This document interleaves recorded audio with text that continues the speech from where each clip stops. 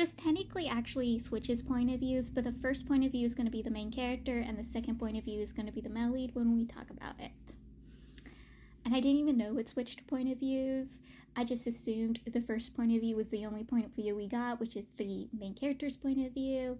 But no, it switches point of views. So the first time the main character meets the male lead, he finds the male lead being beaten up by a group of thugs, like bad guy thugs. And he's like, yeah, no, I'm not going to save that person's life, which is super understandable. But the male lead is pleading at him to save him, and the main character's like, yeah, no, I'm not saving you. I'm going to continue on my own business. Maybe he deserved it. But the male lead is able to convince the main character to save him by offering money. And the main character's like, that sounds like a lot of money. So yeah, I'm going to save you. So he saves the male lead. And later, when the male lead's father finds out, he tells the male lead to get the main character to become his bodyguard, because the main character proved himself. But we, as the readers, and I know a few things from TikToks and fanfics that the father had actual reasons why he wanted the main character, I think to do with the main character's parents, his deceased parents. At least the hints from fanfics and TikToks I've seen. But yes, this displeases the male lead because he doesn't think the main character's trustworthy, and he's greedy because the main character refused to save him unless the male lead was going to pay for it. Which, come off his high horse. You are being attacked by a bunch of thugs, dude. Thugs. No one's going to risk their business without being paid for it. Like, these people could have attacked his home, attacked his family, specifically his little brother. They could have gone to his workplace, attacked his boss, which they do. They literally go to his workplace, attacked his boss, and destroy his boss's stuff to get to him because he helped you. Like, get off your high horse. They could have done way worse. Like, I would need the money to pay for my medical bills, my family's medical bills, my boss's medical bills, my workplace, in my home. I could get entirely fired. Like, it is super understandable if he doesn't want to risk saving you just because you're being attacked by thugs. Like, he doesn't know you, dude. Get off your high horse, seriously. Also, the male lead promised the main character money, but he doesn't pay the main character back at all for saving. Yes, he gave the main character a wristwatch as like a down payment, and the main character turned around and sold that watch, which is why the main character kept running away from him when he was trying to get the main character to work for him. And the main character assumed he wanted his wristwatch back, and the main character's like, yeah, I can't give him back his watch. Like, I sold that for a bit of money that he owes me for saving him. And that was just the tiny bit of money that the male lead owed the main character for saving his life, and he refuses to pay the main character back what he owed the main character. Yes, he ends up paying back the bar after the bar got attacked by the thugs that attacked him, but he still does not pay the main character back, and the main character saved his life twice, yet he doesn't pay the main character back the money he owes the main character. Like, So thanks to TikToks and fanfics, I assumed the main character was older than what he was. No, he's barely 20, and he's been paying off his uncle's debts for years. His parents are deceased. They used to be very wealthy, and then his parents died, and they lost everything thanks to a business partner and his uncle. And any kind of possessions he owns, he keeps selling off to pay off his uncle's debts, and the last thing he owns is his house.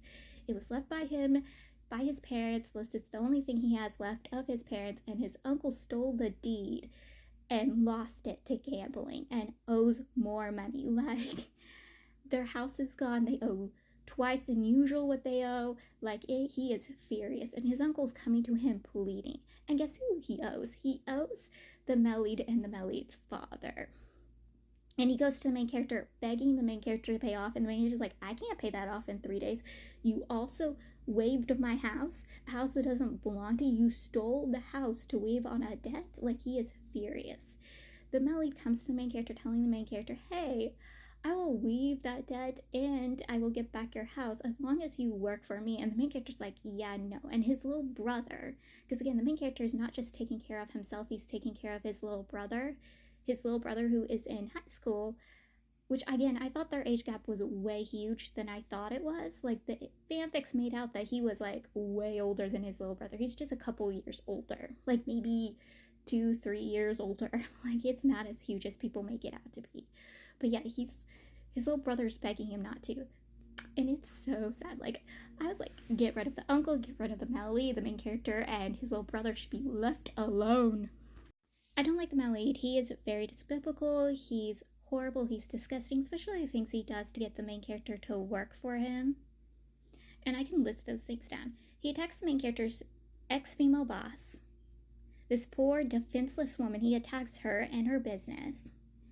He attacks the main character's next boss, Xbox. The main character gets a job for a short period of time thanks to his ex-female boss. He gets fired from that workplace. Literally, the main character can't do any work without this guy attacking this person, even though the main character's like, I will pay you back. I'll pay you back and I'll live somewhere else. No, he keeps attacking the main character's workplaces. Then he grabs hold of the main character's friend 1. The main character gives his friend 1's name to the male lead when the male lead asks the main character what his name is. And even though he knows this person isn't actually the main character, he attacks him, kidnaps him, beats him, and keeps him held hostage 4 days before releasing him. And then he goes to the main character and threatens the main character's brother's life, telling the main character if he doesn't work for him, the main character's brother will be doomed. Which later, the same threat is used on the main character by the male lead's father. Like, they both threaten the main character's beloved little brother to his face if the main character doesn't work for the male lead. I wanted to slap both of them. I'm like, keep his little brother's name out of your freaking mouth before I slap you to half to death, because I am shaking with rage. Like, I do not like this man. I do not at all like him. So the main character, he starts working for the male lead, and he had a lot of like, these are things I will do if I work for the male lead, and I want to be the boss. I want to be the boss of the bodyguard. So they're like, okay, yes, you can be the boss.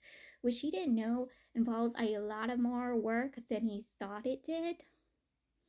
And also, none of the male lead's other bodyguards respects him. They always look down at him. They're trying to always pick fights with him, which the main character always, ends up getting into those fights, which I'm like, dude, just don't listen to them, ignore them, just do your job. But every time they say something behind his back, he fights them. He gets into literal fights at him. He lets them get on his nerves, and he will pick fights with him, which the male lead obviously is going to favor the bodyguards he's had a long-term relationship with, and not the person who, he kept picking fights with and repeatedly disrespects him. He's not going to listen to the main character when the main character's like, yeah, I didn't start the fights. I finished them, but I did not start them. But the male lead is always going to side with his more loyal bodyguards he's had relationships with, had history with. And so, yeah, the main characters had problems. And also, he doesn't know how to do the work as the, big boss. Like, he's supposed to go and get stuff for the male lead, but he doesn't know the locations of areas are. He doesn't know how to serve people. He doesn't know how to make coffee. He doesn't know how to do the male lead's paperwork. Like, he keeps making mistakes, and it pisses the male lead off. Like, the male lead keeps asking him, why doesn't he ask for help? And the main character's like, why are you telling me to do these things knowing that I probably don't know how to do these things? And I'm like, this is why you shouldn't have asked for the position of boss. Like, you could have just been a regular old bodyguard and only had to guard Melly, but you asked for this position that involves way more work. Like, did you not think being the boss would be a much more difficult work? Like, he's having a hard time working as the bodyguard. Like, he's having a hard time.